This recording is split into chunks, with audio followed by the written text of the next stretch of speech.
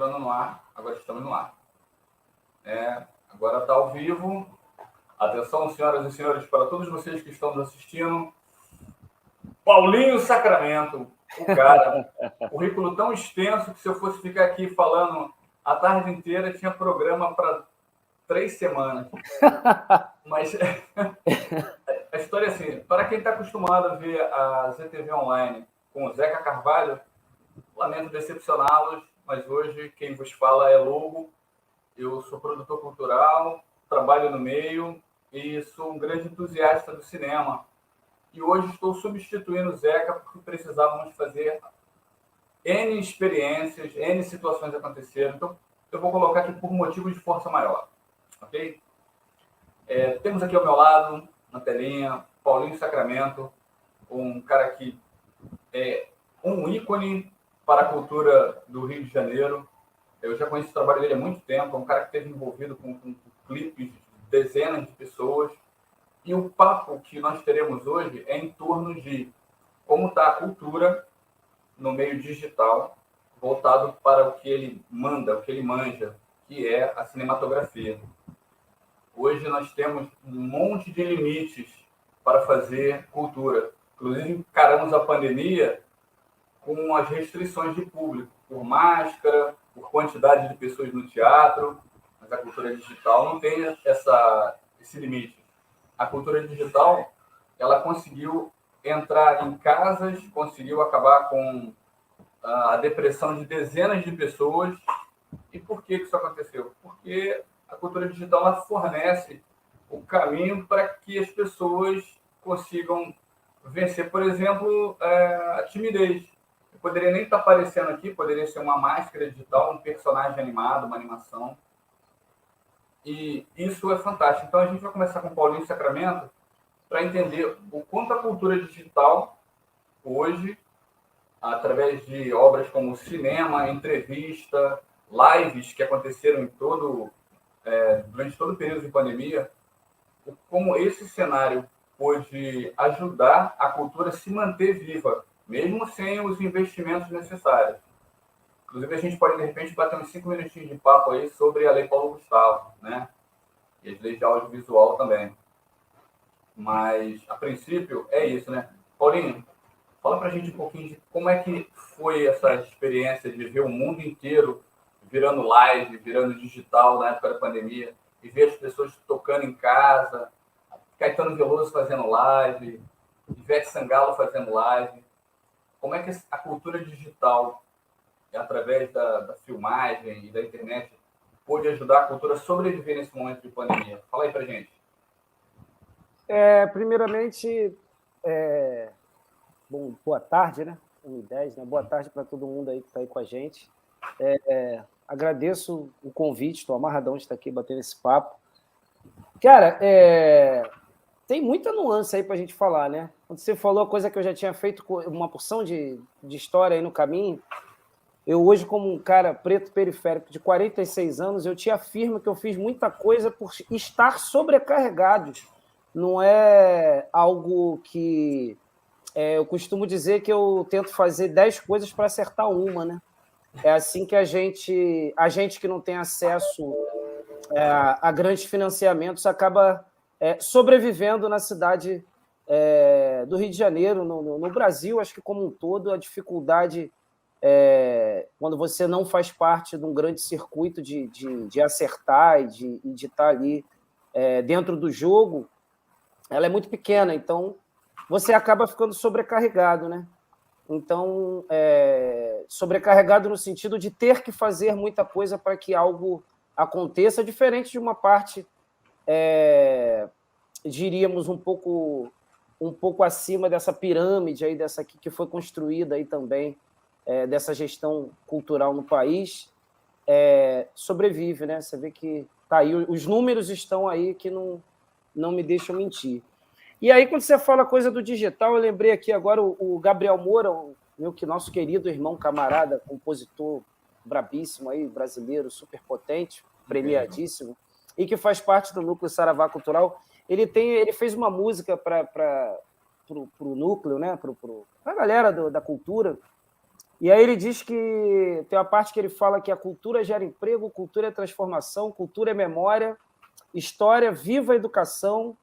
E aí é esse papo que a gente está falando, né? Que ele diz que cultura gera saúde, seja físico ou mental, pode ser ao vivo ou no ambiente digital. E aí a gente chega nesse problema que a gente tem agora aí, que é o que você falou da coisa do ambiente digital, a coisa da pandemia. Uhum. Essa explosão toda de live aí, ela também se dá um pouco por conta da falta de possibilidade de estar vivo dentro do que você faz, né? Acho que surge também um pouco como um desespero, como um grito de agonia. Você citou aí 2 grandes artistas que fizeram lives, e eu tenho certeza que foram lives remuneradas do jeito que deveriam ser feitas, através do que eles pensam dentro dos seus cachês aí e tal, mas a maioria mesmo da galera, a graxa, a galera do independente, não conseguiu os seus patrocínios. As lives, infelizmente, eram de qualidades muito inferiores, porque a gente também estava todo mundo aprendendo no meio do caminho. Fazer live é uma coisa que não é uma coisa tão fácil. A gente está falando de equipamento, a gente está falando de um dólar altíssimo, a gente está falando de falta de possibilidade de ter todo esse acesso a uma tecnologia de ponta. Então, acho que a pandemia ela veio também para mostrar que a tecnologia ela é importante para o desenvolvimento de uma boa parte da pirâmide cultural do país aí. Foi bom para que a gente também entendesse que não é tão fácil estar transmitindo, que você precisa não só ter uma internet boa, mas você precisa ter equipamento, você precisa ter pessoas para trabalhando. Eu vi lives maravilhosas, lives acontecendo em estádio, e eu vi lives que não deram certo, de artistas que eu confio, maravilhosos também, mas que não deram certo porque as condições não eram boas, né? E aí a gente não fala só de equipamento, a gente fala também da situação em que aquele artista está, e a situação que aquele gestor, aquele realizador está naquele momento, falta de grana, problemas familiares, falta de perspectiva, né? Que é o que a gente continua vivendo até agora, com esse desgoverno. Eu parei de falar o nome dele, porque não dou mais essa possibilidade. Nem para dizer fora eu falo mais o nome dessa desgraça que hoje está lá naquele lugar onde está lá, levando o país para o ralo. Então, assim, toda essa revolta que a gente vem também do setor cultural aí passando, durante a pandemia ela se agrava, né? E uma coisa que eu sempre falo é o seguinte: antes da pandemia estava uma merda, a gente está sofrendo desde o golpe. Então, assim, as coisas só vêm piorando, na realidade, para o setor cultural. Então, acho que a pandemia, essa explosão do digital, ela vem também para colocar a gente em um outro patamar de debate, de discussão, de entender como é que a gente pode, daqui para frente, estar se comunicando melhor, né? Que a gente está falando de comunicação, né? E um vírus uma pandemia que pode voltar a qualquer momento, né? Então, assim, é necessário que a gente mantenha esse debate. Tá todo mundo sem máscara agora, mas, assim, as coisas não acabaram, não se encerraram, tem gente ainda passando por esse problema. Então, acho que esse debate, a partir de agora, ele tem que ser constante. Eu acho que a pandemia ela veio também para levantar umas bolas, e o digital é uma delas aí. A gente precisa falar sobre isso, urgente. Comunicação.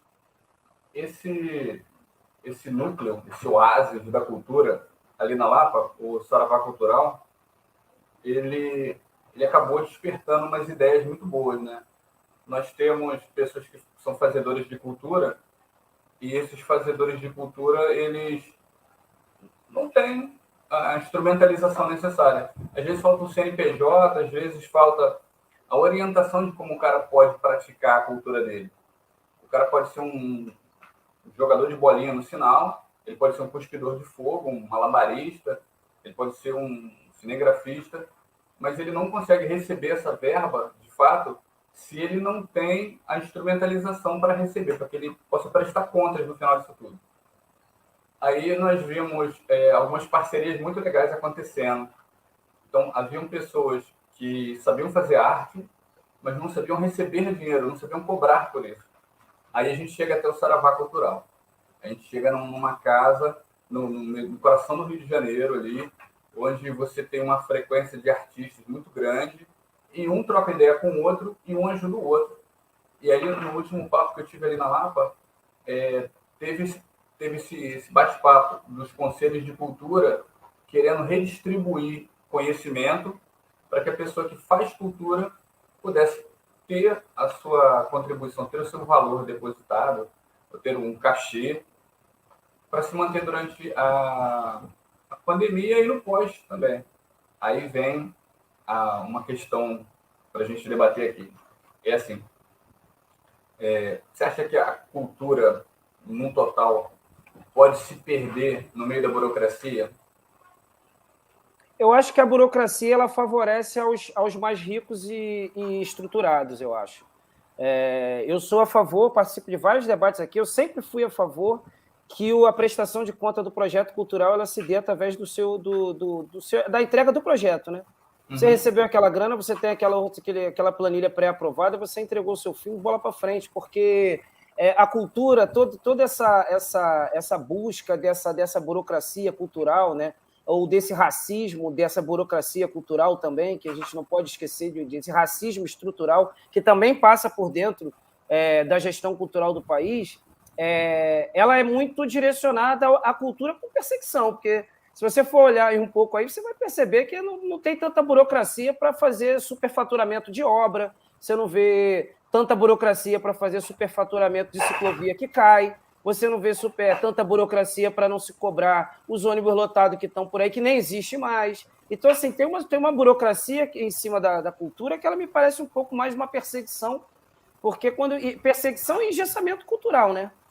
Tem todo esse processo aí, perseguição que está aí, está dito, você vê aí agora com mais esse outro trouxa desse Mário Frias aí, que estava aí agora há pouco tempo aí, fazendo cobrança dos outros de 20 anos atrás, procurando, inventando coisas que não existem. Eu acho que isso é um pouco de perseguição mesmo, assim, porque tem uma coisa muito interessante que é o seguinte, quando você bota preto, pobre, periférico para pensar, você sabe que você vai estar transformando o país socialmente, né? E a gente tem um racismo estrutural monstro que a gente precisa combater também dentro da cultura do país. Isso não sou eu que estou falando, os números estão aí. Se você for pegar os últimos dados da Ancine, até 2016, se não me engano, 2018, nenhuma mulher negra tinha dirigido um longa-metragem no Brasil que tivesse sido financiado através do cofre público. E a gente passou os 2 governos do Lula, 1,5 da Dilma, e a gente não bateu nisso. Estou aqui, sou petista, mas a gente tem que falar sobre isso também. Então, assim, toda essa burocracia que a gente vem passando aí, ela com certeza, você tem total razão aí, responsável por uma boa parte de pessoas, inclusive, que desistem do processo, né? Por conta dessa burocracia aí que vem sendo implantada. O problema é que, sabe o que acontece? A gente vem aí a gente volta àquela coisa do artista sobrecarregado, né? O cara tem que, além dele cantar, ele tem que escrever o projeto dele, ele tem que marcar um ensaio, ele tem que prestar conta, ele tem que fazer cartaz, ele tem que fazer tudo para ele poder realizar.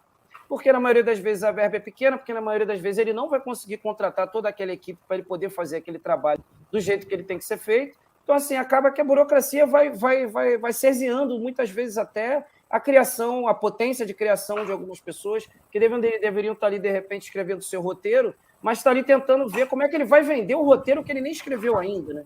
Então, assim, eu acho que toda essa burocracia ela vem transitando dentro da gestão cultural e a gente precisa falar sobre isso, né? Isso aí. Aí tem essa coisa da casta da cultura, né? Vai estar para acontecer no Rio, o Rio 2C, que é o Rio Content Market, o maior evento de produção, de textualização, de roteiro, onde você tem contato diretamente com o comprador, a grande emissora, a HBO, e você fez um intercâmbio, né? Houve um clipe que você dirigiu, você capitaneou esse clipe, que era da China, com relação aos Jogos de Inverno, não é isso? Como é que foi essa experiência internacional, né? Onde você consegue levar a direção do Paulinho Sacramento até um clipe de um outro país? Como é que você... Fala um pouquinho para a gente aí como é que foi isso.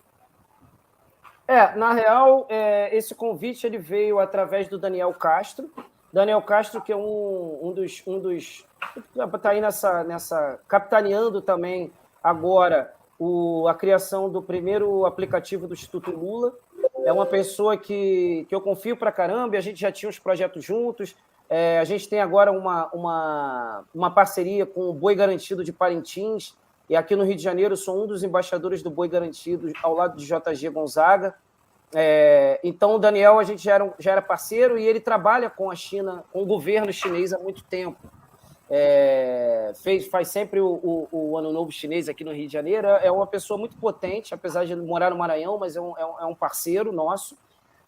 E aí pintou o convite do governo chinês de que ele produzisse fosse em busca de um artista, de um diretor que pudesse estar fazendo uma adaptação de uma música chinesa para a abertura dos Jogos Olímpicos, né, que tiveram agora.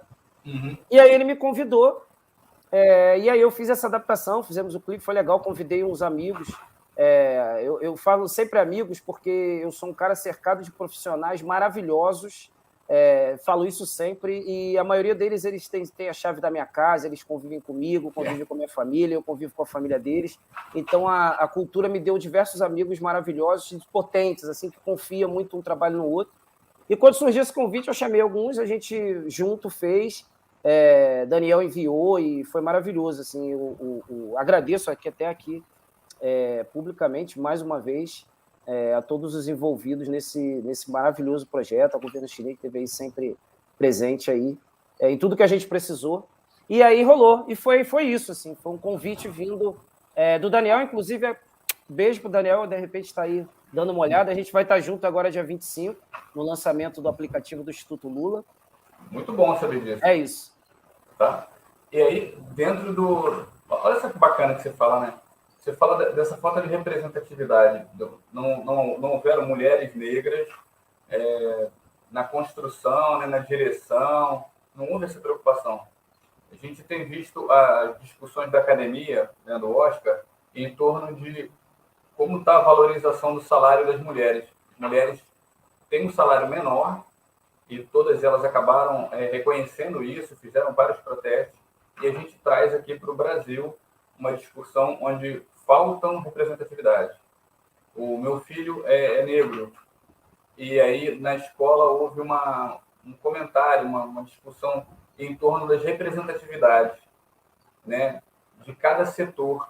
E era impressionante como nós conseguimos encontrar com facilidade um jornalista branco e conseguimos marcar nos dedos os jornalistas que aparecem nas grandes emissoras que pudessem representar. E isso no cinema acontece também. Hoje tem uma discussão em torno dos youtubers.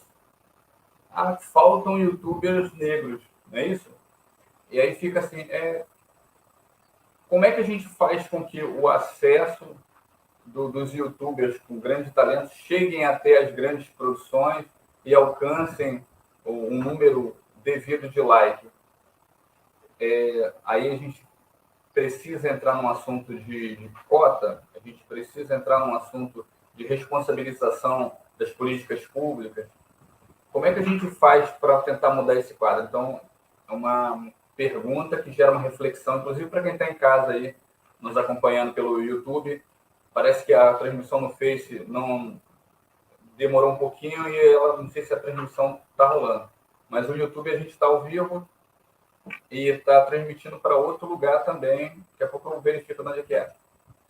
Mas a pergunta é essa: como é que nós faríamos para trabalhar uma equidade de representações com essas produções? Porque a gente tem uma quantidade imensa de youtubers, inclusive, que ganharam cargos políticos através disso. Não vou nem citar lá que a ZTV Online vai tentar segurar a onda, mas tem uns camaradas que começaram como influencers, youtubers, todos vendendo um papo misógino, todos vendendo um papo machista, um papo racista. Um deles recentemente foi para a Ucrânia, volta depois de uma declaração polêmica. E esse cara era youtuber, sabe? Esse cara é mais do mesmo, é a propagação desse patriarcado, dessa coisa do heteronormativo, dessa coisa do branco colonizador que chega lá e toma as redes, e a gente tem cada vez menos representatividade. Aí eu estou aqui do lado do Paulinho Sacramento, que muda isso. O teu currículo, outro dia nós fizemos uma live sobre o Sandro Lopes. Um grandioso nome, um cara gigantesco. Está faltando no mercado. Então, pergunta para Paulinho, que tem muito mais experiência do que o Roubo aqui. Como é que nós poderíamos fazer para equilibrar o mercado? Sabe? Para colocar uma representatividade que, de fato, atendesse o que a gente precisa. Essa pergunta é importante porque eu acho que é mais uma vez o racismo estrutural envolvido, né, dentro do jogo, né? Você falou aí no início sobre a Rio 2C, né, do encontro lá. É simples, é só ir na Rio 2C e observar.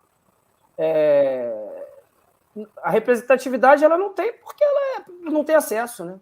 E aí esse acesso a gente pode ficar aqui falando sobre dezenas de temas, o porquê que a gente não tem acesso. A gente não tem acesso porque, por exemplo, como é que você compra uma câmera hoje para disputar no mercado com qualquer outra produtora que esteja um pouquinho acima aí no jogo? O dólar está alto.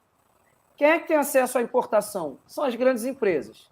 Né? A gente estava agora há pouco debatendo aí, tem uma lei de 2000, se não me engano, 2011, do Rodrigo Maia ainda, sobre a isenção da taxa de importação para equipamento de fotografia e audiovisual e tal. Continuamos debatendo ela, e até agora não conseguimos avançar. Então, assim, já tem um processo aí do acesso, né? Acesso ao seu equipamento de trabalho. Né?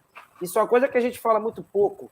Né? O taxista ele compra um carro, não sei com quantos por cento para ele trabalhar. O cara quer montar um açougue, ele tem acesso ao equipamento, ele paga com isenção. O cara quer comprar um caminhão, ele paga não sei quantos por cento do caminhão. O cara quer, né? O cara monta uma empresa de locação de veículo e paga não sei quantos por cento do veículo. Se eu precisar comprar uma câmera agora, eu pago o valor da câmera fechada, eu pago a taxa de importação, eu pago o dólar alto e eu não tenho retorno desse dinheiro nenhum dentro da gestão pública do lugar onde eu moro. Então, assim, esse já é um debate que já era para todo mundo desistir a partir daí, porque você não tem acesso nem ao teu instrumento de trabalho. O que dirá? O que dirá colocar isso no ar? Acabou o assunto. A gente não precisa nem falar mais nada a partir daqui. Acabou, eu não tenho acesso a comprar. Eu não tenho acesso a nada. Então, assim, eu acho que a palavra é o acesso. E aí você pode, aí você vai colocando. Como é que você entra numa universidade hoje para você estudar cinema? Né? Onde estão essas universidades que tem para você poder entrar, estudar audiovisual? Onde estão esses cursos? Né? Quanto custam esses cursos? Quem são esses professores? Né? Porque, assim, eu passei por dentro da academia, não importa, não gosto nem de falar muito sobre essa época aí, porque eu tenho algumas coisas que não interessam a ninguém, são agonias minhas, mas você está dentro da academia hoje do cinema, você por exemplo, você não ouve falar de Zorzi e Bububu. Você não ouve falar de... pouquíssimo se fala dos artistas realizadores, você não vai ouvir falar de Filó, você não vai ouvir falar do Kutny, você não vai ter Professor Preto, você não tem filme negro para debater. Então, assim, o racismo estrutural está dentro da gestão cultural e toda parte da gestão.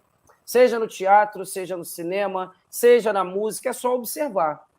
Até os grandes artistas negros que estão no top aí do lance tem, por algum jeito, essa casta envolvida de alguma maneira. Se não for na produção, é na distribuição. Se não for na realização, é na gestão. Tá aí, tá provado para todo mundo se ligar um pouco. Acho que chegou a hora da gente debater e ser um pouco mais sincero. Eu participei agora a convite do NEP aqui no Rio de Janeiro, e a gente fez alguns diagnósticos e tal sobre a cultura e não sei o quê. E aí, no meio desse caminho, eu resolvi fazer um diagnóstico um pouco mais amplo por conta da Ancine. E aí eu fui perceber, liguei para as produtoras aqui de gestores pretos aqui do Rio de Janeiro, e eu percebi que a gente está muito fora do jogo. Né? Se você for olhar hoje a quantidade de produtoras hoje que tem pontuação na Ancine, isso eu falando do Rio de Janeiro, para poder estar disputando aí de alguma maneira, seja qualquer forma de financiamento, a gente está muito fora do jogo. A gente está muito fora do debate. Então, assim, isso, é o acesso, a responsabilidade de quem está no jogo também, de estar debatendo todo santo dia, é um incômodo que é necessário de quem está chegando aí no jogo aí, e de começar a perceber também, a galera aí ficou esse toque para os mais jovens, aí uma coisa que eu venho percebendo também, é que chegamos até aqui porque muita gente está lutando há muito tempo. Eu sou um cara que, com 16 anos de idade, eu trabalhava na indústria brasileira de filmes entregando carta, eu era office boy. Eu vi todo esse jogo. Eu vim da época da fita. Raiete, Mini DV, HDV, VHS, Beta. Eu peguei toda essa transformação. Mas antes de mim veio uma galera também. Então, assim, agora que o telefone está na mão, que a gente tem a condição de estar avançando, principalmente intelectualmente, a gente está atarantado de novo. Então, assim, a comunicação ela vai se atualizando a cada momento, que a gente está aqui agora. Eu estou em Laranjeiras, tu está aí no estúdio, né? Você está em São João, a gente está aqui se falando, uma galera assistindo. Mas essa comunicação ela não para. Ela agora, nesse momento, tem alguém pensando em algum jeito da gente se comunicar mais rápido. Né? Só que a gente precisa entender que, para a gente chegar até aqui, muita gente trabalhou para a gente chegar até aqui. E se a gente não tiver essa percepção do que a gente já passou e de como a gente está aqui agora. E que a gente precisa mudar, porque senão a gente vai deixar de existir daqui a pouco, ela é urgente. E esse debate ele tem que ser dia a dia, ele tem que estar dentro da escola, mas ele tem que estar na esquina, tem que estar na roda de samba, tem que estar no teatro, tem que estar na coxia. A gente precisa falar com os técnicos, a gente precisa falar com a graxa. A cultura não é só o artista de ponta. Às vezes você está lá vendo lá um artista lá sozinho lá em cima do palco, mas tem 100, 150 pessoas trabalhando, ou já trabalharam para ele estar ali. Então, assim, eu acho que a gente precisa falar um pouco mais, abrir mais um pouco esse debate, como um todo mesmo, para a gente se colocar dentro desse jogo aí, com mais responsabilidade, com mais cobrança. Né? Por que lá no Rio 2C não tem tanto, não tem uma. Nós somos 56% da população. Por que o edital tem uma taxa da cultura ali, uma cota ali, simplesinha ali no canto ali? Não! A partir de agora, os editais têm que contemplar os artistas pretos da cidade em cima dos dados da estatística que a gente for. Então, tem quantos prêmios? Tem 100 prêmios? 56 prêmios tem que ser para preto. A gente é a maioria da população. Por que a gente não vai mais debater sobre isso? Isso aí. Então, assim, tem muita coisa para a gente continuar falando aqui, que eu acho importante mesmo, assim, que a gente leve esses debates para as esquinas, para as rodas culturais. A gente tem que estar debatendo um pouco mais a nossa vivência e de como a gente chegou até aqui. Eu acho que é importante a gente estar batendo sempre, porque parece realmente uma galera que foi fácil, mas não foi. O celular não surgiu agora e nem vai morrer amanhã, não. Mas já foi bem... Antes a gente escrevia carta, né?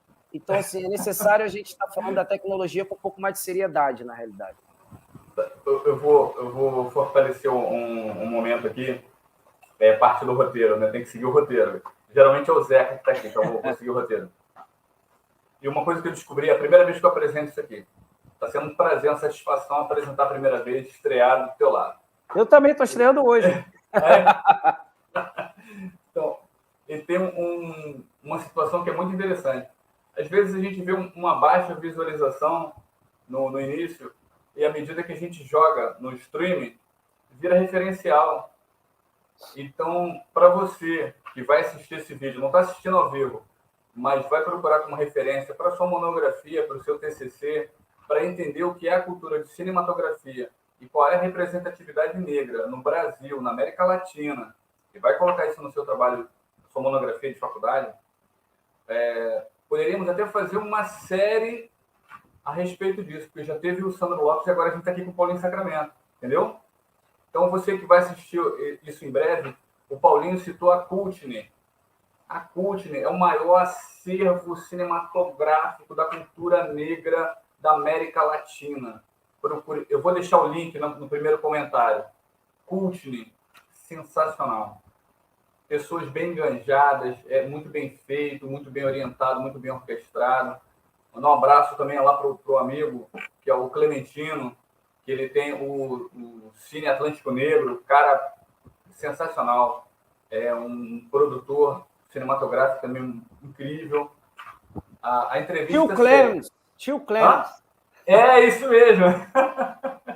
Tio Clemens. Um beijo, Tio Clemens. A gente participou de uma live aí outro dia, ele... O Cavi, a convite do Cavi, inclusive. Cavi, cara, Luciano Vidigal, foi o Filó, Dom Filó também, do Cultney. Mandar um beijo pro Dom Filó. E o Cultney, cara, o Cultney é uma parada que, assim, eu sou muito feliz por também estar ali junto e ser um dos diretores lá do Cultney, com meus tem uma opção de filme meu lá. Eu sou muito feliz por isso. E Cultney que surge lá atrás, né? Não podemos esquecer do Raiz Adalto, Vic Birkbeck, que surge lá atrás ainda. Cultney tá aí agora, tem muito material dessa época, dos três aí juntos aí. Então, é muito bom. Sempre, pesquisem Cultney, tem tudo lá, galera. Tem tudo. Vai lá que tem tudo lá. Tudo. Ouçam ele. Não tem o que dizer, não tem como fugir, não tem como dizer, não achei. Impossível. Vai no Cultney que tem tudo lá. Deixaremos o link por aí em algum lugar da tela e vocês vão encontrar lá o Cultney. E tem um outro detalhe. Nós falamos do Rio 2C. Não vou ficar fazendo propaganda para os caras, não. Mas R$ 2.500 o ingresso. Sabe? Uma coisa basicona, assim. Então tem R$ 2.500 no ingresso. Aí, isso que o Paulinho falou, isso é muito real, Paulinho. O cara não tem acesso... É direcionado. É só perceber. É direcionado para quem eles querem que estejam ali. Desenharam para aquele público. Mas é exatamente isso. É exatamente. Por isso que eu costumo dizer que o cinema brasileiro não é bem brasileiro assim como se diz, né? O cinema brasileiro ele teria que ter pelo menos 56% de preto no comando dele, para que ele fosse um cinema brasileiro. Enquanto não chegar nesse nível, me desculpe, mas é o cinema burguês brasileiro, é outro cinema. Isso precisa ficar bem claro, não tem nenhum tipo de problema de falar disso também, não. Não, não tem problema não. E ainda tem um outro lance. Eu sei que muita gente vai olhar e falar assim, pô, o que esse branquelo tá falando aí, né? Falando de, gente, olha só, eu não preciso subir uma montanha para saber que ela é alta, né? Tem uma coisa que chama-se inteligência. Tu tá sacando que o Brasil está sendo manipulado. Pô, é muito estranho, como eu trabalho também com cinema, é muito estranho quando você vê a cultura negra sendo manipulada. Os caras pegam lá um referencial que muitas vezes é norte-americano, é um referencial vindo de outro ponto, e colocam para tentar encaixar dentro da cultura brasileira, e aí a população do Brasil acaba servindo como vítima. Por exemplo, nós fizemos recentemente produção do Brasil, tem um Bacurau. A população que morre, aquele filme é interessante para reflexão. A população que é vítima no filme Bacurau, que é uma caça, né? Uma caça paga de brasileiros, de pessoas pobres, todos os estereótipos que nós encontramos na Baixada, Nova Iguaçu, Japeri, São João de Meriti, Duque de Caxias, Belfor Roxo. Nós temos aquele estereótipo todinho da vítima, o cara que vira caça. Procurem também Bacurau. Se vocês estiverem assistindo, procurem Bacurau. É um filme que gera muita reflexão. E aí tem uma cena no filme onde um brasileiro fala assim, de forma tosca, né? Nós somos brancos. Aí o outro fala, ia lá, coitado, ele se achando branco. O cara nasceu no Brasil e está se achando branco. E aí o americano faz pouco caso daquilo. E aí o cara acaba sendo vítima também da história. E eu vejo muito isso, o cara degrauzinho no degradê de cor, aí o cara acha que é de uma casta X ou Y e fica tentando redesenhar a cultura negra, quando na realidade deveríamos entender que o processo nos faz irmãos, o processo todo deveria acontecer de uma forma X, mas que não está rolando, o Paulinho está completamente correto. É um desenho estrutural sendo feito, e a gente sabe que a cultura digital chega mais longe, você tem um acesso a um celular, você chega muito mais rápido. Inclusive, Paulinho, em junho está para chegar aqui o 5G, que vai fazer com que seja muito mais rápido o carregamento de vídeos, e aí tudo que for pensado carrega mais rápido, carrega mais leve, e consequentemente a gente atinge um outro patamar. Aí vai faltar muito essa representatividade, de ter um repórter negro, de ter um ator bonitão negro, e da gente não ficar... Lázaro Ramos, um abraço, Lázaro. Mas a gente fica gastando, às vezes, um único exemplo, aí para tudo vai usar o Lázaro, para tudo vai usar fulano, Beltrano, Ciclano. Expande isso, né? Dá uma expandida nisso, procurar novos talentos e procurar aquilo que você falou, do acesso. Lá na periferia, onde as crianças estão precisando brincar com uma câmera, entender como é que funciona o celular dela para a produção de audiovisual, como é que a gente dá acesso a essa criança para ela já começar a ter um referencial? De ver o Paulinho Sacramento e falar assim, poxa, quando eu crescer eu quero ser o Paulinho Sacramento. O Neymar é legal, né? O Messi é legal, mas eu quero ser o Paulinho Sacramento. Eu quero contar minha história através do audiovisual, eu quero trabalhar a cultura digital, é isso que eu quero fazer. Mas sem o acesso, a criança ganha uma bola, é colocada ali no campo com mais 20 e tantos colegas, e a cultura se perpetua. E parece que eles tentam limar a cultura para que ela fique dentro de uma caixinha, e aí eles botam a caixinha à venda lá no Rio de Janeiro, né? E é doido, porque quando a gente fala se a gente não fala da democratização do acesso digital, a gente continua jogando junto com o racismo estrutural, né? Quando você tem um projeto que pensa que na praia de Copacabana a internet é gratuita e livre, e na Baixada Fluminense ou no Parque Araruama, onde minha mãe mora, você não consegue instalar um cabo de nada, porque não tem cabo chegando até ali, quando você não consegue instalar uma internet de grande porte no alto de uma comunidade, quando você não consegue dar acesso às crianças nas escolas, por exemplo, que tenham acesso à internet, que tenham computadores de ponta que possam estar ali colocando aquela galera dentro de um patamar, você não vai mudar o jogo. Você vai apagar um incêndio aqui, outro incêndio ali, mas enquanto isso, uma outra parte da sociedade da cidade está com acesso diferente. Você ligar agora para telefone, pede agora uma internet, de repente, sei lá, na Glória, vai. Não preciso nem ir muito longe. Da manhã está instalando. Depois de amanhã está instalando. Se bobear, deve ter um horário até hoje, conforme você falou. Isso aí. Pede em Belfor Roxo. Pede lá no Pian. Ou, sei lá, posso ficar falando aqui, vai em qualquer outro lugar aí para dentro, que você vai ver que não é tão fácil assim. Então, tem essa coisa desse pensamento que direcionado, é um projeto. Não é um pensamento, desculpa, é um projeto. É um projeto para que partes da sociedade não tenham comunicação, para que parte da sociedade não tenha um saneamento básico, para que parte da sociedade não consiga ter acesso à cultura, né? Para que parte da sociedade não tenha acesso à mobilidade urbana. Né? Quando você tem a maioria dos teatros num lado da cidade e você não dá acesso ao carinha que sai lá da outra ponta do metrô para chegar até lá, assistir a peça dele e voltar para casa, você está tirando o acesso de cultura. Quer dizer, isso é crime. Sou eu que estou dizendo, está lá, está na Constituição, que está ali longe de mim, eu poderia pegar para ler. Constituição, inclusive, que chegou aqui agora esses dias. Obrigado, Benedita da Silva, poxa, nosso amorzão, nossa deputada, um beijo. Pô, master. Você que é realizador cultural, você, olha, meu amigo, reza todo dia para a nossa Santa Benedita da Silva, porque se não fosse ela, a situação nossa estaria muito pior. Na hora de pegar aquela lei Aldir Blanc, lembra dela, vai lembrando, que tem muita gente da cultura aí que é cara de pau e cínica, que faz questão de não lembrar de Benedita da Silva na maioria das coisas que ela fez para a cultura brasileira. Não poderia deixar de dar fazer essa lembrança aqui também. Então, quando você tem um lado da sociedade que não tem acesso e outra parte da sociedade tem, um território tem acesso, o outro território não tem acesso. Tu vai no Posto 9, na praia, tem uma galera que pode fumar maconha. Aí tu vai em Bom Sucesso, quem fuma maconha toma tiro na cara. Então, assim, você começa a entender que a cidade ela é um projeto. É um projeto para que uma parte se foda e outra parte avance. Está aí para todo mundo ver, e isso é gestão. Isso é gestão e é um pouco de identidade também, né?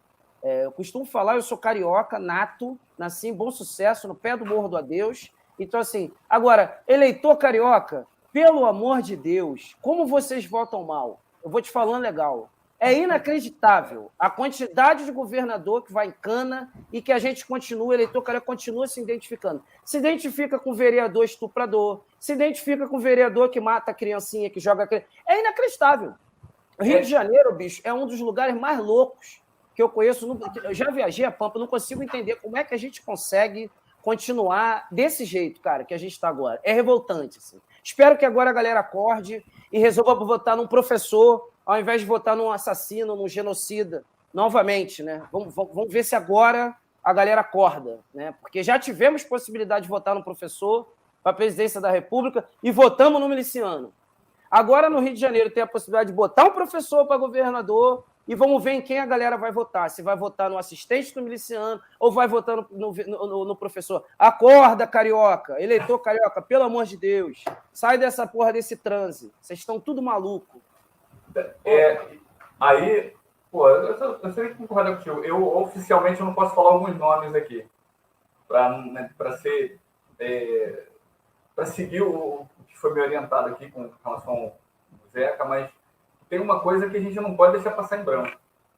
Que é assim, eu vou falar os nomes, não tem problema não. Daniel Miranda, o Daniel Silveira, que foi preso, está com uma tornozeleira, Daniel Silveira. Mamãe Falei, pronto, falei também. Mamãe Falei, Gabriel Monteiro, todas as pessoas... O outro lá, Jairinho. Eu não devo nada falar desses caras, não devo nada desses caras, quero que esses caras se dane, todos eles.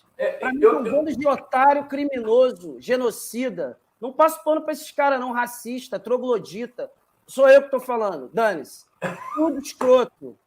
Sacou? É isso aí mesmo. A minha opinião é essa. Faço dele as minhas palavras. Tem neles, tudo miliciano, o estuprador, né?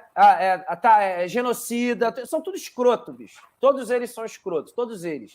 O cara tá com tornozeleira, o outro aí assediando jovem, assediando criança, né? Agora, a preocupação dessa galera toda é com uma peça de teatro, né? Que o cara tá pelado na peça de teatro, eles ficam preocupados. Agora o cara tá lá, matou a criança, o outro é estuprador, a galera passa pano para esse tipo de gente. Eu não passo pano, não. O lugar desses caras é na cana mesmo, todos eles. Caramba. Então, eu não tenho nem o que discordar, né? Inclusive, tem inquérito sendo instalado, tem conselho de ética sendo instalado para saber se vai ser promovida a cassação do Durval, se vai ser a cassação do Gabriel, se vai ser a cassação de fulano A, B, C, D ou F, G. Mas nada disso muda o fato do carioca precisar reaprender a votar. Não, e é louco como não tem tanta revolta, né? Não existe tanta revolta para esse tipo de coisa, né? A gente está falando de um vereador sendo acusado de estupro, né? Olha isso, a gente está falando sobre isso. A gente não está falando sobre uma imagem de barro que foi queimar, sei lá, que jogaram pela janela numa manifestação na praia. Isso incomoda a galera, né? Uma imagem incomoda ser destruída, ou a peça de teatro, como eu falei. Agora, esse tipo de coisa que a gente está passando, agora é uma coisa muito séria, bicho.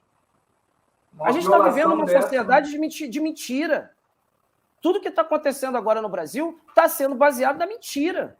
A gente passou por um processo que as pessoas acreditam em kit gay, as pessoas acreditaram em mamadeira de peru, as pessoas acreditaram em coisas absurdas e continuam acreditando. A gente está passando por um processo de uma loucura coletiva. E a gente não pode deixar de falar mais disso. A gente está indo para mais uma eleição. Aí tem uma responsabilidade que eu vou trazer para todos os que produzem conteúdo digital. Uma responsabilidade. Assim como a população tem pouco acesso, é uma visão só, tá, gente? Para quem está assistindo aí, eu sou aberto a críticas, tranquilo nos comentários aí.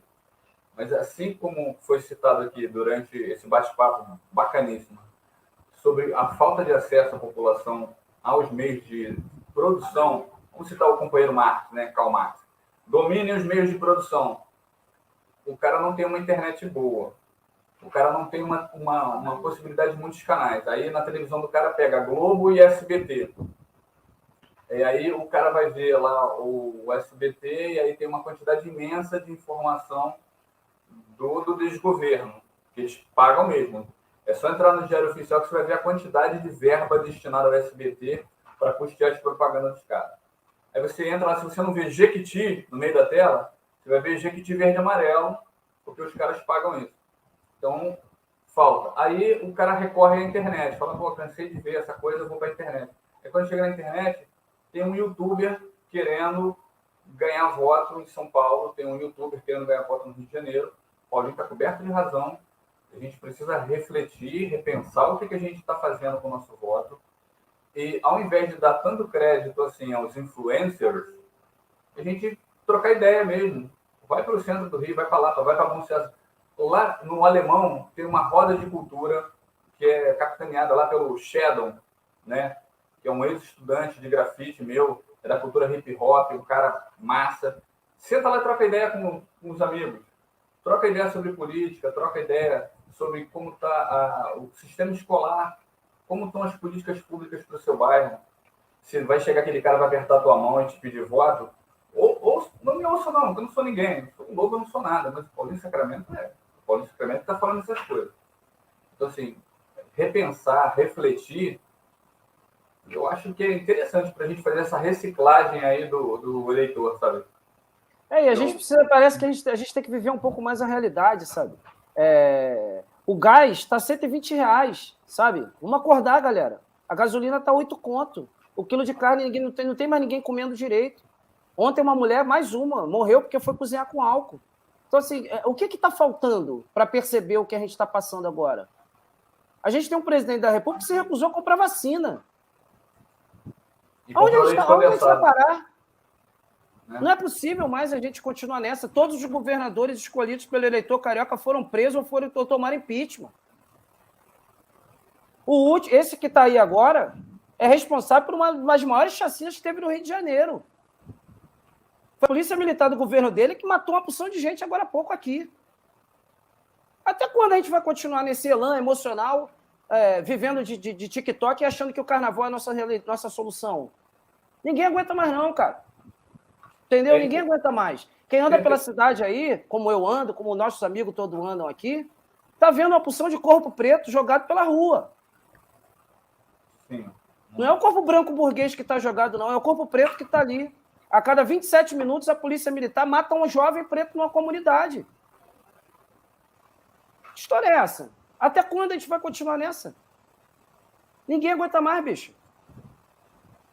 Nós estamos dormindo, ano que vem, nós estamos indo para 2023, gente. Não é possível que a gente vai continuar nessa. Gastando dinheiro em estádio. Não sou contra a Copa do Mundo, não. Mas a gente precisa de escola, a gente precisa de saúde, a gente precisa de um ônibus, mobilidade urbana. Está lá o outro governador, está lá em Cana, o outro foi em Cana. E vai ficando por aí. O outro já está querendo, daqui a pouco está querendo voltar de novo. E a gente aqui debatendo, sei lá o quê. A estatuazinha. Pois é. Né? Eu lembro que fizeram... Eu torço, bicho, de verdade. Acho que o nosso papo foi até para um outro lado, mas eu acho importante também a gente falar sobre. Foi bom, foi ótimo. Porque a gente não pode mais continuar nesse elan emocional. Porque a realidade ali fora é outra. E a gente precisa sair dessa zona de conforto. Não adianta só fazer a manifestação quando matar um George Floyd. Não adianta fazer manifestação todo mundo mais de branco, conforme falou o Júlio Leonardo outro dia, maravilhosamente. Vai todo mundo de branco para a praia, bota a cruzinha lá, dá um abraço na parada, sai no RJTV e 40 minutos depois tem outro jovem preto, tem gente sendo arrastada pelas ruas de Madureira. Está lá a Cláudia arrastada pelo camburão da polícia, até pouco tempo atrás, arrastada pelas ruas de Madureira. Eu não esqueço de nada disso, não é possível. A menina Ágata tem uma porção é chacina atrás de chacina. E a gente não consegue sentar para debater. Então, assim, se a gente quiser uma cidade saudável, principalmente, ou a gente senta para debater, ou a gente não vai sair mais dessa. A cidade está tomada, o Rio de Janeiro. E a cultura, ela tem uma responsabilidade imensa por essa retomada também. E não digo só da economia, não. Eu digo de uma retomada de um território seguro. Está provado que onde tem uma roda de rima, uma roda cultural, uma roda de samba, ou reggae, ou seja lá o que for, que naquele lugar, naquele momento, a violência diminui. Eu sou diretor do Rio Map Festival, que é o maior festival de videomapping da América Latina. Em 2014, nós iniciamos o festival de 2014 fazendo uma projeção no Morro da Providência. Primeira favela, se bobear do Brasil, do Rio de Janeiro, é a primeira favela. Um dos territórios mais sinistros que tem aí nesse sentido da guerra do tráfico com a polícia militar, né, das facções. Nós ficamos, eu fui até a comunidade, fizemos tudo que tinha que fazer, conversa com um, conversa com o outro, foi resolvido, vamos fazer o festival lá em cima, no alto do morro, na Igreja da Penha, que tem lá em cima. Nós ficamos na comunidade durante 7 dias, 2 dias de montagem, não sei o quê, monta, desmonta, faz a apresentação e vai embora dali. Durante 8 dias, porque teve o primeiro dia que foi o dia da conversa. Durante 8 dias, não teve um tiro na comunidade. Durante 8 dias, as crianças estavam na rua. Durante 8 dias, a capoeira voltou. Durante 8 dias, nós fizemos oficina de cinema. Durante 8 dias, nós fizemos projeção na parede, fizemos videomapping, fizemos tudo o que tinha que fazer, levamos gente lá para dentro. 8 dias sem violência nenhuma. Sabe o que aconteceu no 9º dia? Mataram um menino de 13 anos. Assim que a gente tirou todo o aparato da cultura de dentro da comunidade para seguir o nosso destino, no dia seguinte mataram a criança. Está provado que a cultura transforma território, está provado que a cultura gera emprego, está provado que a cultura gera um social ultramente mais saudável, né? Está provado que a cultura transforma, está provado que toda escola deveria ser um centro cultural. Está tudo aí, está provado. Não é o Paulinho que está falando. Está aí, tem diversos estudos que mostram isso aí. Mas a gente continua ainda apostando numa sociedade violenta, genocida, que mata criança, que estupra criança, que tem uma Câmara dos Vereadores que, infelizmente, está lá dominada por uma porção de cara esquisito. Tá aí, não é só eu que estou dizendo, tá aí. É só para observar, tá aí. Né? Tá no jornal, todo santo dia. Você liga o jornal, tem um vereador envolvido em alguma parada sinistra. E agora, estupro. Então, assim, sei lá, bicho. Para mim, às vezes, chega a ser surreal falar sobre isso. É surreal. E aí eu concordo numa coisa, para deixar... A gente está chegando aqui aos 50 minutos de entrevista e precisa nem ir muito longe. Você vai na banca de jornal, se não tiver o dinheiro para comprar aquele jornal ali, lê uma manchete. Leiam uma manchete, né? Vocês que estão nos acompanhando, leiam uma manchete. Bota a mão no bolso. Bota a mão no bolso. Vai no mercado. É isso. Passeada rápida. Aí as televisões anunciaram essa semana assim: a bandeira de luz, a bandeira de energia vai ficar mais barata. O gás vai ficar mais barato. E a galera se entrega. A galera entrega os pontos. Que bom, vai ficar mais barato. Mas se fosse, não vai ser, mas se fosse. E o que tu pagou até agora? Né? O que a população pagou até agora? Então... É o processo do apagamento, né, também, né? Eu acho que é muita informação também, né, bicho? É tanta informação que a galera vai apagando também, né? Tá todo mundo muito também naquela de viver o dia a dia, né, bicho? Tá todo mundo duro, a situação tá complicada para todo mundo, né? Não tá fácil para ninguém. Então é isso também, né? A galera tá vivendo o dia a dia. Vive hoje, passou o dia de hoje, conseguiu dormir e acordar, amanhã é um novo dia, vamos tentar dormir e acordar de novo. É isso. E para quem acha que essa luta vai ser fácil, a gente, assim, agora falando como um militante petista que vai lutar com todas as forças para eleger o Lula, galera que está na mesma vibe, vamos para a rua, vamos para o debate, vamos trabalhar, vamos conversar com as pessoas. Não vem com aquele papo depois de fazer cafezinho, virar voto, que isso aí não vai colar mais. O debate é agora, o jogo é agora. A gente tem que, se quiser ganhar a eleição, tem que ir para a rua, porque não vai ser fácil. Então, assim, vamos trabalhar, arregaçar e cair dentro. Você, realizador cultural, acorda, bicho. Tem uma hashtag que eu acho maravilhoso, que é reage, que dá tempo. Então, assim, hashtag reage, que dá tempo, é isso aí. Porque, bicho, não vai ser fácil. E, assim, ou o setor cultural se junta de verdade, ou a gente vai ser deixado realmente... vai demorar muito mais tempo do que a gente acha até a gente se reerguer aí. Mesmo elegendo o Luiz Inácio Lula da Silva, a gente vai lutar para isso, mas mesmo assim ainda vai demorar um tempo. Sabemos que não vai ser fácil. Então, assim, essa luta ela tem que começar ontem. Faz de conta que é ontem, que nem diz um amigo meu. Corre aí, faz de conta que é ontem. Isso aí. Agora, está chegando o dia 19 de abril, dia do índio, né, dos povos nativos, e eu vou fazer uma coisa que eu aprendi lá em Manaus. Eu cheguei para visitar uma tribo lá, e a primeira coisa que eles fizeram, os 5 primeiros minutos que eu saí da canoa, eles me receberam e falaram assim: quando você volta? Porque dependendo de quando eu fosse voltar, o comportamento deles seria diferente. Se eu ficasse muito tempo, eles iam relaxar. Se eu fosse ficar pouquinho tempo, eles iam correr comigo para tentar me mostrar o máximo da cultura deles possível. Eles tinham o hábito de querer transmitir a cultura deles para quem vinha de fora. Isso faria a cultura deles sobreviver, né? Porque levaríamos adiante a cultura deles. Eu nem terminei a entrevista e eu estou com vontade de voltar, porque assim, o bate-papo foi muito bom. Então eu queria te fazer um convite em nome da ZTV, em nome do Zeca, em nome da Letícia, em nome da Casa da Cultura da Baixada Fluminense, para que Paulinho Sacramento pudesse voltar numa entrevista. Pode ser, Paulinho? Claro! Estou à disposição, então... só dar um toque, só dar um alô. E vou aí visitar já. Sensacional. Com toda certeza. É muito bom poder debater com quem de fato faz e não teoriza, porque na teoria, a teoria é maravilhosa, né? A gente vê dezenas de teorias, o papel aceitando tudo. Mas na prática, que é o que você tem feito, aí a coisa é diferente. Aí a gente precisa de verdade começar a rever até onde a gente vai, a responsabilidade que tem um produtor cultural nesses bate-papos para eleger os nossos representantes e se a gente está conseguindo de verdade avançar, né? Enquanto produtor, enquanto militante. Eu não sou filiado ao partido, eu sou da comunicação, né? Eu sou da comunicação. mas eu sou um cara muito voltado a todas as ideias que abrigam o povo, todas as ideias que de fato fomentam a cultura, todas as ideias que de fato lutam pelo social. Concordo imensamente quando você diz que nós poderíamos ter votado no professor e perdemos uma imensa oportunidade, nós enquanto população, né? Perdemos essa oportunidade e a gente está no caminho para tentar mudar esse ano.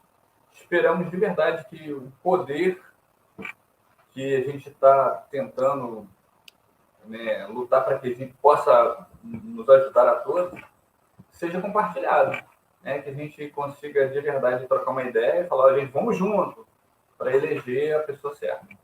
Ninguém aguenta mais um botijão de gás tão caro, uma gasolina absurda, né? Temos 5 minutinhos, menos de 5 minutinhos ali, mas a gente segue aqui no finalzinho, para você que nos acompanhou até agora. Estivemos aqui com o Paulinho Sacramento. Se você tem dúvidas sobre quem é Paulinho Sacramento, assista essa entrevista assim que ela for colocada no streaming. Você vai gostar muito, é como referencial. Nós falamos sobre Putin, né? Nós falamos sobre regras de incentivo, acesso à cultura, produção cultural. Para você que chegou agora no finalzinho, e você só está assistindo agora porque houve uma retransmissão, para você que compartilhou, para você que está ao vivo conosco, eu estou de São João de Meriti, diretamente transmitindo da Casa da Cultura. O Paulinho está diretamente de Laranjeiras, não é isso? Estou em Laranjeiras nesse momento. Estou correndo para a prainha já.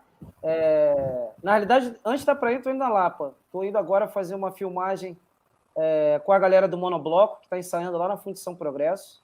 Vou mandar um super beijo para todos os blocos de carnaval do Rio de Janeiro.